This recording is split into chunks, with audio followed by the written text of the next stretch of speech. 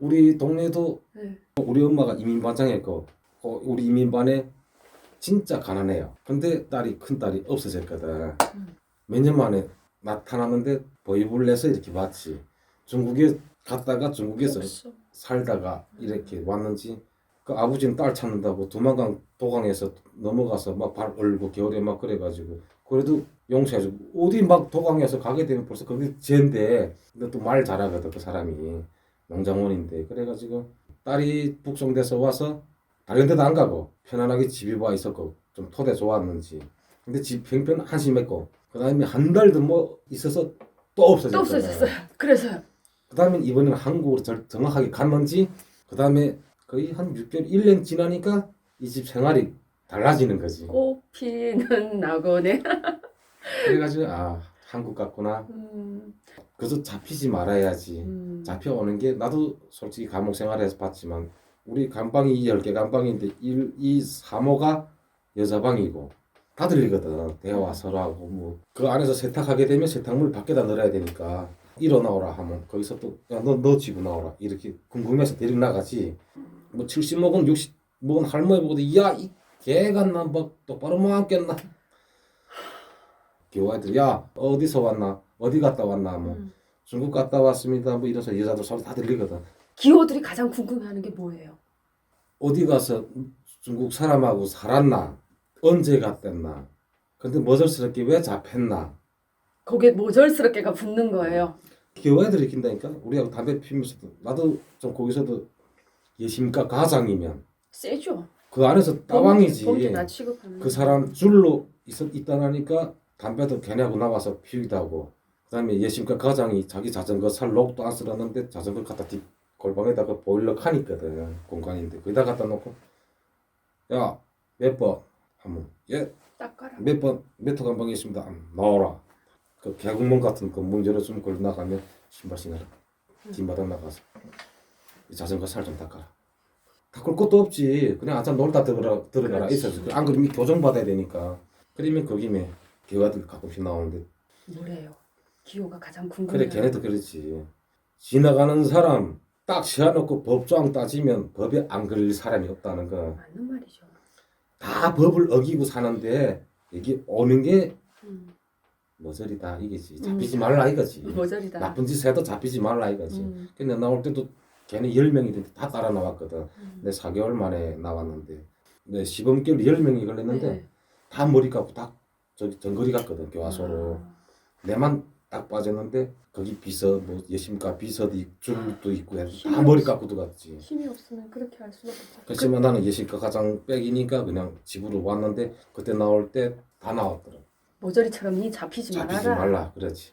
그러네 두 번째 잡히게 된 게 그 다음에 잡히면 저기 군에 내려가면 안 된다. 걔네 얼굴 어떻게 보는데 쪽팔려서 그래서 그때 정말 도망도 잘 쳤거니 잘한 거지.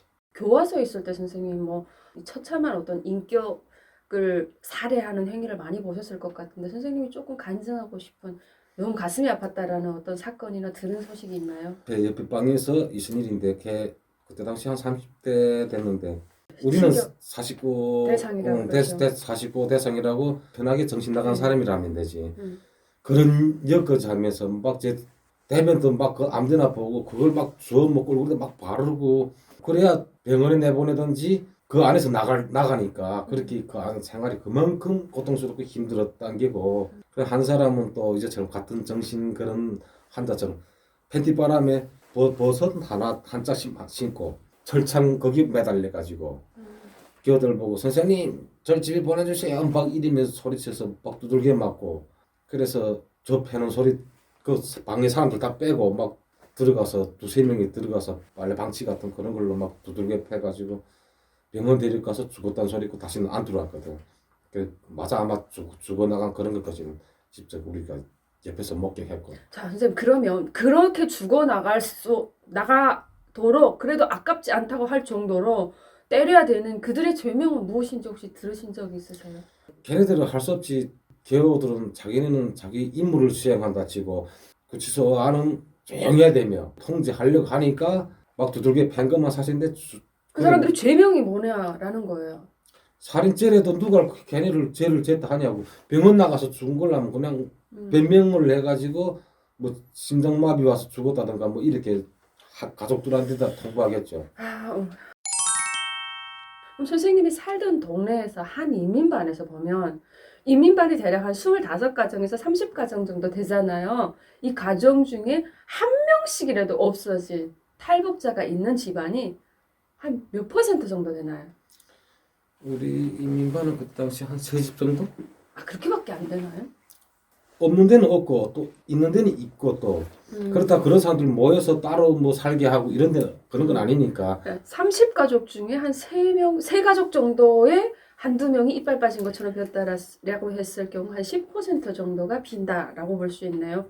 그러면 그 10%의 가정이 살아가는 모습은 여느 일반 사람들보다는 조금 더 그래도 먹고 살만했다라는 거죠. 수준이 높다고 봐야죠. 수준이 높다.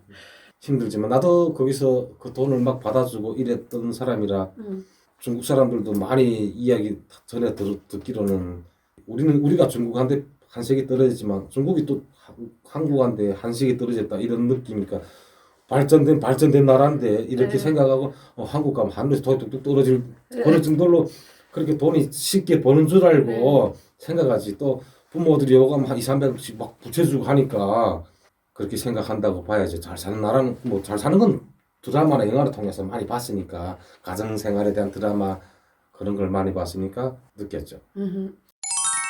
북한에서 우리는 축구공, 배구공 이런 것도 좀 제대로 새 거는 구경해 본 적이 없어요. 낡은 공도 몇 번 못 잡아봤어요. 근데 제가 깜짝 놀랐던 게 우리나라 오면 학교에도 막 이만한 무슨 이런 자루에다가 한 40~50개를 담아놓고 있고요.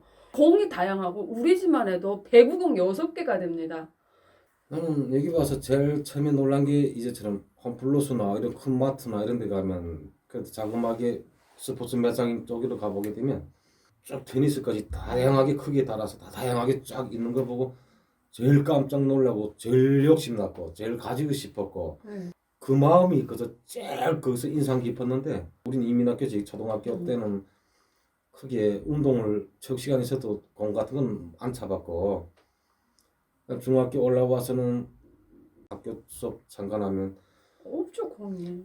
공이 있긴 있는데 저희 여자 팀은 배구 조가 있어가지고 한 5개, 6개 정도 배구는 따로 쓰는 게 그 일반 학생들은 못 썼지. 없으니까 못 쓰는 네, 거잖아요. 그래가지고 운동하면 아이스하키를 하면서 또 체육단에 들어가서는 축구공 이런 건 있었지만 우리 발이 안 견뎠거든.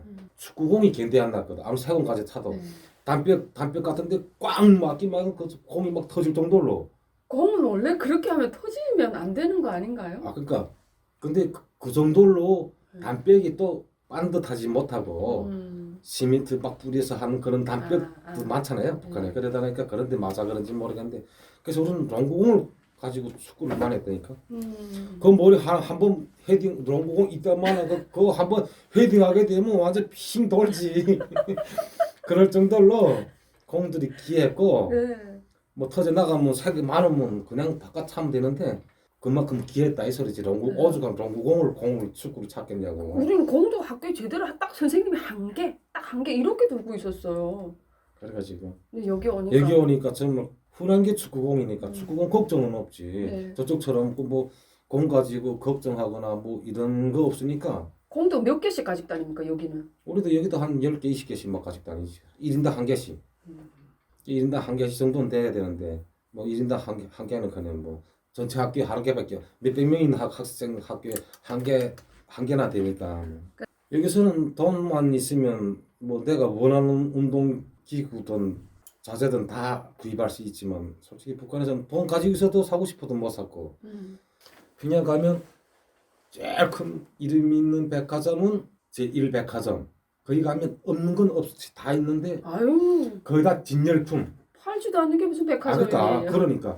근데 혹간 파는 건 강복백화점. 거기 가면 운동기구, 이제 축구공이라든가 이런 거 좀 살 수 있고 그리고 흔하게 판매되고 마음대로 살 수 있는 거는 외화상점. 그게 일반 사람들이 접근하기가 어려운 거죠. 그러니까 그만큼 힘들고 그러니까 공 하나 사기도 힘들고 먹고 살 수 있는 돈도 없는데 그 공 살 돈이 어디 있습니까? 그러니까 특히 시골 학교들 뭐 이런 데서는 운동하기 힘들지 솔직히. 우리는 북한에서 운동하면서 일반 운동화 신고 운동을 하는 사람이 80%라고 보면 되고 그렇지만 여기 오니까 우리는 뭐 나도 차에 한 네 클래씩 가지고 다녔으니까 축구화를요? 축구화를 인공잔디에서 차는 축구화 다르고 그다음 천연잔디에 차는 축구화 다르고 전 그렇게 축구하고도 세분화돼서 그렇지 다른다는 여기 와서 우리 몰랐어요. 알았지. 응. 그런데 일반 운동화 뭐 축구화 신고 인공잔디는 말 자체 이 플라스틱 그런 재질로 고무하고 섞어서 들어가다 나니까 좀 미끈 형상 물기 좀 있으면 미끌고 그러니까 축구화는 다 다르게 운동화처럼 생겼는데 이렇게 뽕알이 없고 네. 이 톱무늬식으로 바닥이 됐는데 미끌지 않게 그렇게 돼 있고 우리는 북한에서 그냥 축구와 육상화 나 그런 것도 있는 줄 몰랐어요. 나는 그 뭐 우리는 아이스하키 대한 장비는 지급해줘도 평상시 운동에 필요한 장비는 없고 일체 여기 와 보니까 축구화를 파는데 발바닥 무늬는 다르고 우리 생각에는 이빨 같은 게 뿌득뿌득 나온 것이 축구화라고 하는데 밑바닥이 밋밋한데 축구화래. 이건 무슨 축구화인데요? 그 인도잔디 구장에서 운동할 때 딱 신어봤는데 일체 밀림이었고 와. 깜짝이야. 그래서 내가 뭘 하는 대로 방향 팍팍 꺾게 되고 그래가지고 나 진짜 깜짝 놀라가지고 나 차에다 항상 축구화 3개는 딱 같이 가지고 다니고 오늘 구장에서 뭐 인도잔디 구장에서 공을 시합한다면 그걸 꺼내고 천연잔디 구장에서 운동한다면 천연잔디장에서 신는 축구화를 꺼내고 이런 식으로 가지고 다니면서 하니까 얼마나 편리하고 좋은지 뭐 꿈에서 뭐 우리는 저쪽에 있을 때는 상상도 못하던 생각이고 저 그런 것도 있는 줄도 몰랐어요 진짜. 그러니까 운동하는 사람이니 알지 뭐 모르는 사람은 모르지 뭐 이거 신은 것도 없고 저거 신은 것도 없고 우리 처음에 생각할 때는 같더라니까. 근데 실제 운동하면서 뭐 해보니까 아 확실히 차별이 되는구나 하는 걸 느꼈고 한국은 운동기구나 이런 것도 정말 잘 만들죠. 잘 만든 것도 있지만 대중화되게끔 어디 공원 가도 뭐 이제처럼 간단하게 몸풀 운동할 수 있는 기구들은 다 있으니까 네. 나 얼마 전에 여기 오방산이라는 데서 처음 올라가 봤는데 그 산 꼭대기 올라가 거기도 또 무슨 운동기구 있더라니까. 근데 좀 나이 드신 분들 등산하면서 거기 올라와서 운동도 하고 거기 평행대도 있고 철봉도 있고 나 거기 철봉대 처음 매달려 봤다니까 딸내미 앞에서 운동할 수 있는 문화는 저 이북에 비하면 하늘과 땅 차이지. 그렇죠. 그네도 한 개 가지고 온 군에 온 학교의 애들이 한 개 달라붙어서 땡줄 서서 있는 이런 나라에서 저는 살았어요. 진짜 저는 그랬어요. 우리가 어디 마을에 그네가 있습니까? 저는 어릴 적에 그네도 제대로 못 탔거든요. 근데 여기는 동네마다 동네 아파트마다 다 그래서 있잖아요. 동 뭐 2개 동, 3개 동 그러니까. 하나씩 있으니까 내 어릴 적에 그네 못 타가지고 거기 애들이 줄로 야 니 다음에 내 다음 니 거다 끝난 다음에 니 한 번 탔으니까 됐다 내려라 1분 지났다 내려라 막 그래가지고 줄 서서 타던 그 기억 때문에 그네만 봐도 야 우린 그네도 북한에서 못 탔지라는 생각을 한답니다. 우리나라는 밥 먹고 축구 손흥민 축구도 보고 즐길 수 있는 스포츠 종목이 되게 많잖아요. 이런 걸 보고 어떤 생각이 들었나요? 그다음에 우선 유튜브 같은 데 들어가서 또 찾아봐요. 아이스하키 국제적인 그런 거랑 많이 보고 하는데 뭐 우리는 뭐 TV에서 딱 중계하지 않은 이상은 볼 수는 없는 종목들이고 하니까 뭐 아직 멀었지 우리는. 북한은 저는 그 스포츠 왜 이야기하냐면 우리 삼촌이 축구를 했는데 삼촌이 뭐라냐면 펠레가 되게 그 축구 잘하는 거에 대해서 북한 사람들 알잖아요. 알지. 그래서 그 펠레 경기를 관람하는 게 우리 삼촌의 어떤 꿈이었던 것 같아요. 제가 대한민국에 와서 펠레의 기존에 지나간 경기 그리고 우리 형이라고 하는 호날두 경기 같은 건 유튜브로 요즘 본단 말이죠. 보면서 옛날에 친척들이 이 경기를 보고 싶어서 그랬는데 난 집에서 이렇게 볼 수 있다는 게 이게 큰 자유구나라는 생각을 저는 시시각각 하거든요. 집에 앉아서 많은 채널을 돌리면서 스포츠나 이런 걸 쭉 볼 때 느끼는 감정은 뭐 따로 없으신가요? 북한에서는 상상할 수도 없는 걸 현실에 내 눈앞에서 실현되고 내가 처음 알 수 있고 하는 데 대해서는 감정 크게 차이가 나죠.